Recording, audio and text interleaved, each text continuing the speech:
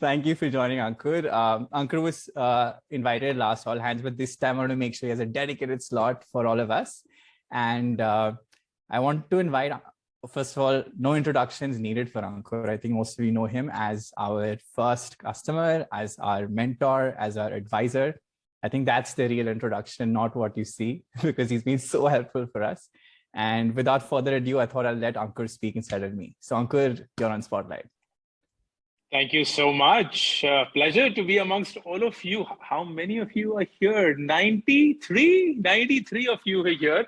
I've been part of the organization when it was in single digits, when it was an idea, when there was just so much going on, and frankly, it's nothing is more satisfying for an entrepreneur to see another entrepreneur succeed, and succeed how. Like you guys have gone through, and most of you who may be very early in the inFeedo journey and are just getting to understand and absorb and observe what the journey is, you've no idea how the last several years have been. And it's been that of immense struggle. It's been that of unbelievable tenacity and the conviction that I had at Nearby, which is why I fell in love with the first instance when the idea and the product was introduced to me, which is, can you help create an organization where people love to come to work?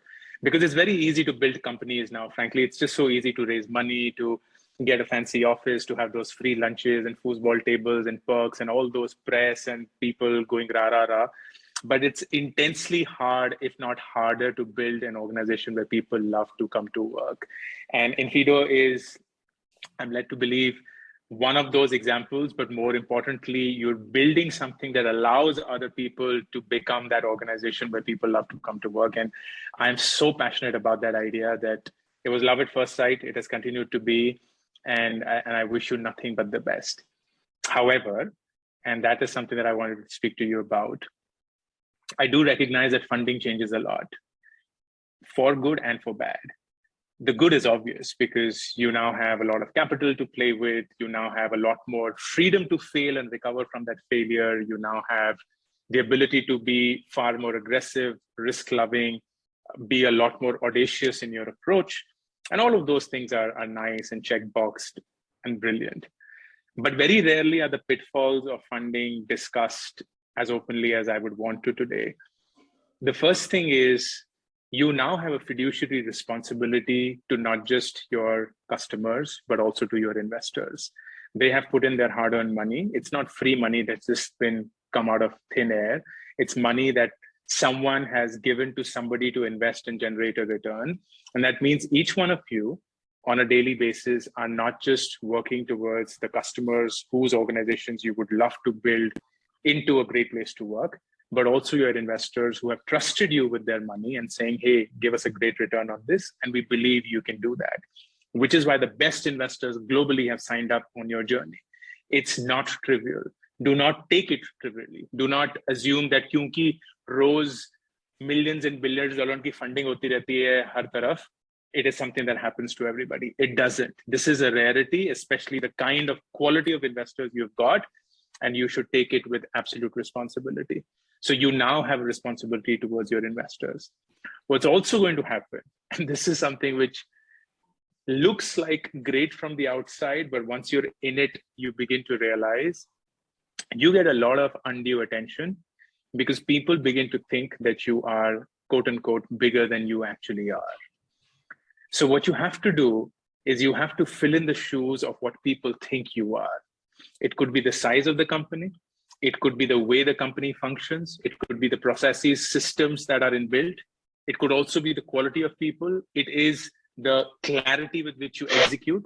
People expect you to have answers. People expect you to be sorted. People expect you to know everything, but that's nearly not true. It's not true for even the biggest companies on earth, least of all for something that is still in the early stages, which is inFeedo. So you will always feel the pressure of, oh my God, people are looking at me and expecting the answer. My customers are looking at me and expecting the best product ever. My employees are looking at me and expecting the best packages ever. My managers are looking at me and expecting the best team member ever. My team members are looking at me and expecting the best manager ever, none of which will be true. You will be a work in motion. There will be so many managers that will be given the responsibility of managing for the first time, and they'll be like, fuck, I don't know this. I have no idea. Like, मैं खुद को नहीं संभाल पा रहा था, मुझे team को भी संभालना है. But it is something that you will learn along. There will be team members who will be given responsibilities, given an upgrade in terms of how much ownership you had in the past and how much you now need to own up for. And you'll be like, am I prepared for this? Is this something that I'm ready for? And maybe the answer is no, you're not. But this is the best time to show up, raise your hand and say, I don't know if I'll succeed or not, but I would love to do it, because where else will I get this opportunity? And I don't know when. So all of this combined puts in a fair bit of pressure. And I would love for this pressure to work positively for you. There is pressure that paralyzes, and there is pressure that elevates the game. And it becomes your choice. You can today decide to play two games which are dramatically different from each other. Game number one is, I'm part of this super funded company that has Tiger and all those big shots, part of the cap table, and I'm going to kill it and I'm going to make it the best money-making machine that my career ever had. So I'm going to be opportunistic. I'm going to use this to play around, to jump places, to get the best traction that I can on my career. And that is option one. Or option two is, hey, if the best investors in the world and the best customers in the world are agreeing to shell out their dollars to work with this company, then they know something that I may not as yet. Like, wo ghare to hai nahi.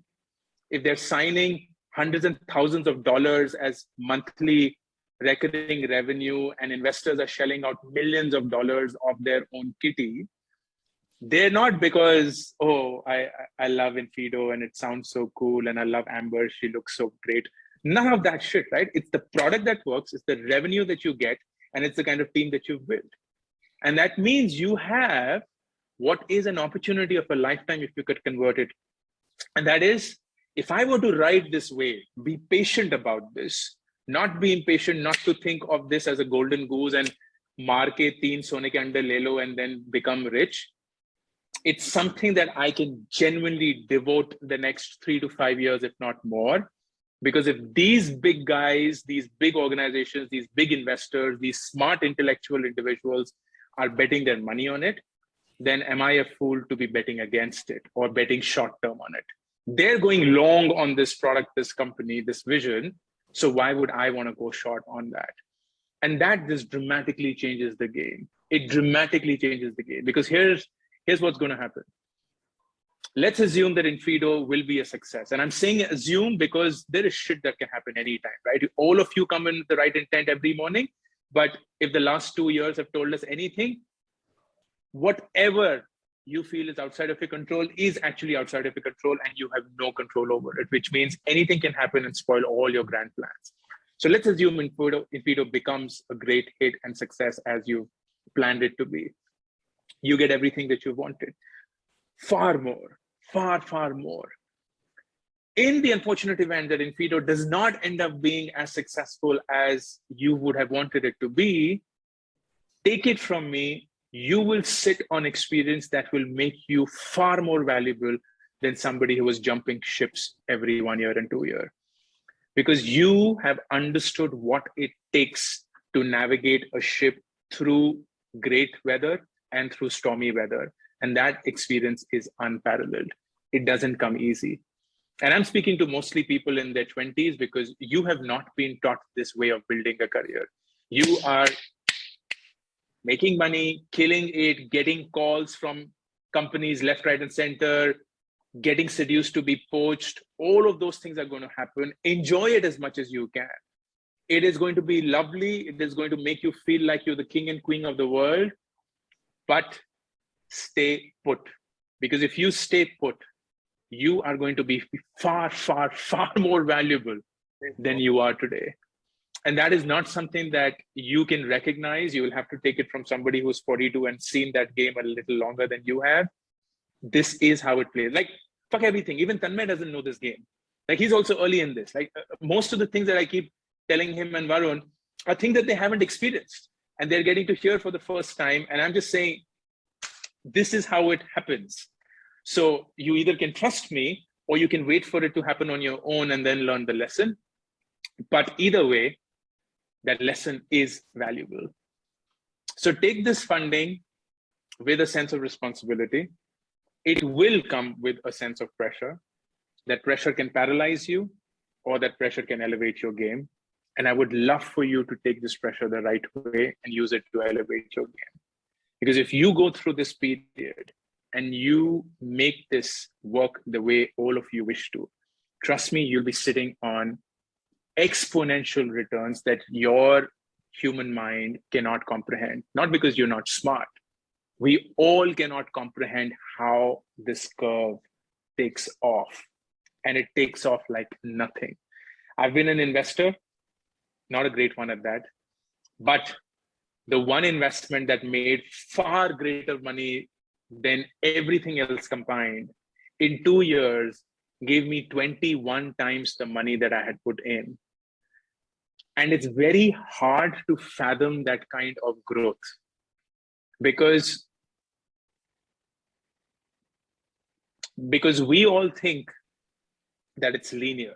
At best, we'll put some nice, happy filters in there, like 1x, 2x, or that's as aggressive as we can be. But when you think of 2 years and 21x, that's a completely different ball game. And you are sitting on that opportunity right now. You guys are still very attractively valued. You have a far way to go. Even if you were to think of what is the logical next step for every startup in this country now, which is 100 unicorn ho chuke hain, to 101 mera hoga. So you're on that path and it will take whatever time it takes. You're already sitting on multiple tens of multiples growing from where you are today. And that is just the start. That is just the start. You can go far, far, far greater than what it can be, but you have to withstand that pressure. And I would love for you to do that.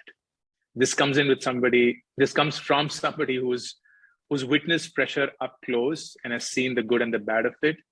And there was a time when I did not do well with that pressure. I buckled under it, paid the price for it, and then I learned it the hard way. And I'm glad I did, because then I was a lot wiser and a lot more patient in my decision making and in the ambition that I had. It's great to be ambitious, but that doesn't mean you need to be short-termed. I'll stop here. Enough said. And I don't know if you want me to take any questions or just now leave. Thanks a lot, Ankur.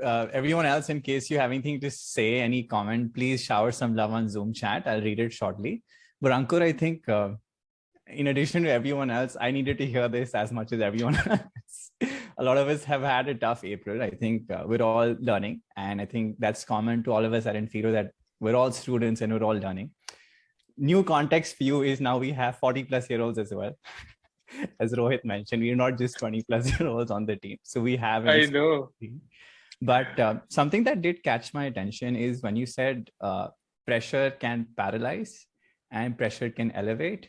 That's going to be my primary takeaway, that while the pressure keeps on increasing, it's not like the pressure will sort of stop. By the time you catch up with the pressure has risen further ahead. It's like a never-ending chase.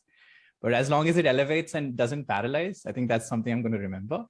But thank you so much for taking out time. And we'll, of course, invite you once again. I would love to do that.